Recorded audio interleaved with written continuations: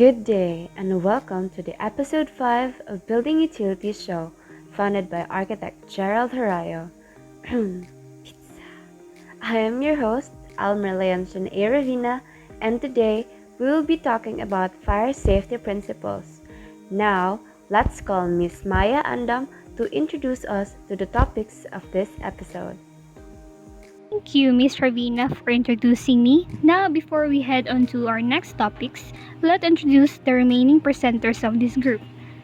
Well, we have Miss Samaniego, Miss D, and Miss Saballero. So, hello guys, my name is Maya May Andams, and I'm going to introduce to you the first few parts of the fire safety principles. To start, what are the fire safety principles? Anyone?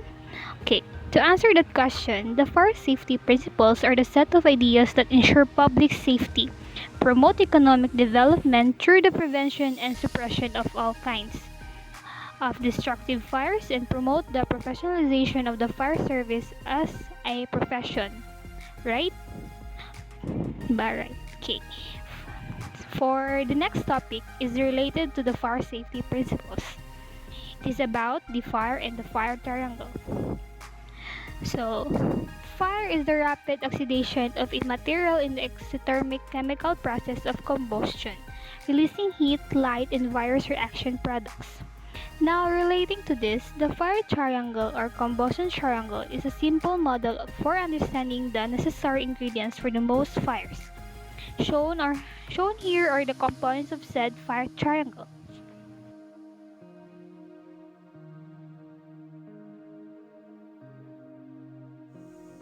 Class A.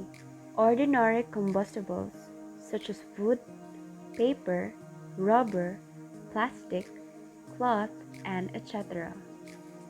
Class B. Surface fire are also known as flammable or combustible liquids and gases such as gasoline, alcohol, paints, thinner, grease, and LPG release of gas. Class C.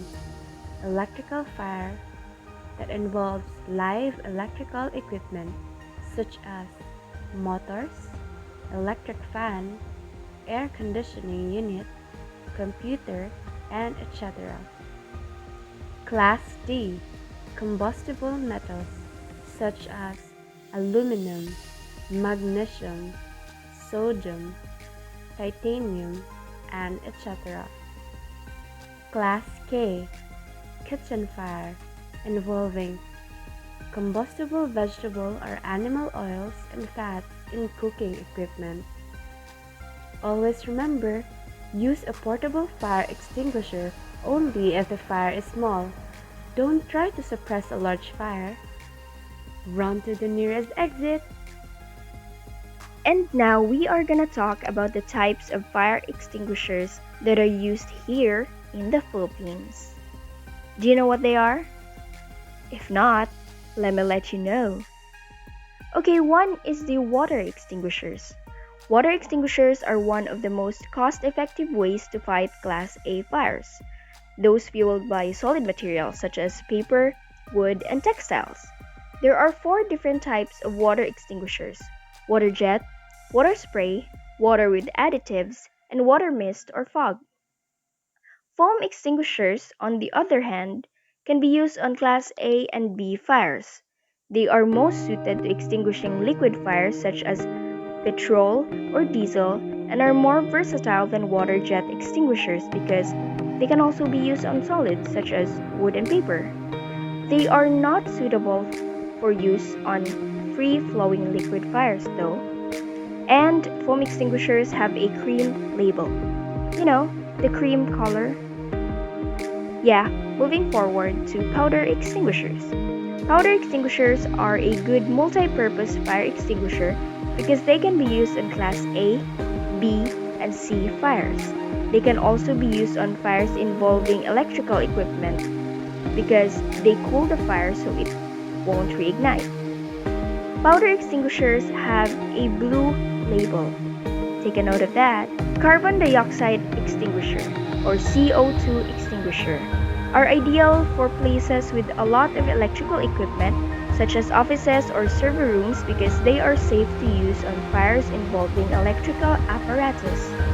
CO2 extinguishers work by smothering the fire and cutting off the supply of air.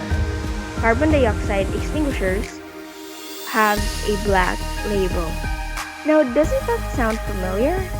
Okay, let's move to wet chemical extinguishers. Wet chemical extinguishers are suitable for use on Class F fires involving cooking oils and fats such as lard, olive oil, sunflower oil, maize oil, and butter. They are extremely effective when used correctly. Wet chemical extinguishers have a yellow label. Last but not the least, we have the fire blankets. Fire blankets are primarily for use on hot oil fires such as frying pans or small deep fat fryers. They can also be used on someone whose clothing has caught fire. They work by smothering the fire, stopping access to the oxygen fueling it, and extinguishing it. Now let us discuss about behavior of fire and smoke. Smoke is a product of combustion is a fairly obvious indicator of fire behavior. Air track indicators are often included in the smoke category, but this article will make the case for thinking of them as different, but highly interrelated. Smoke indicators include location, color, density, and volume. Fire spreads by transferring heat energy in three ways: radiation, convection, and conduction. Radiation refers to the emission of energy in rays or waves. Heat moves through space as energy waves. It is the type of heat one feels when sitting in front of a fireplace or around a campfire. Here's how fire is design. First, to prevent the fire. To safeguard the lives of the occupants of firefighters and to reduce damage from the building's content and surrounding buildings. So here are its basic principles: fire avoidance, fire detection, fire growth restriction, fire containment, fire control, smoke control, and escape provisions. Fire avoidance is reducing the possibility of accidental ignition of construction materials as well as fittings and fixtures. Fire zoning. First, the life risk areas in which all occupants are unable to move and move away from fire. Higher fire risk areas which, due to their function, are more easily susceptible to an outbreak of fire or to a rapid spread of fire or smoke. High fire load areas which, because of their construction or contents, contain large amounts of combustible materials, thereby constituting a fire load in excess of that normally found. And lastly, the high life risk areas in which persons may reside and are not able to move unaided away from fire. So the choice of materials and knowledge of material performance. First, concrete, masonry, steel, calcium silicate, timber, glass. Remember that the amount of material which is able to burn and release heat and smoke. Fire detection. To visually expose fire risk and fire load areas to building occupants.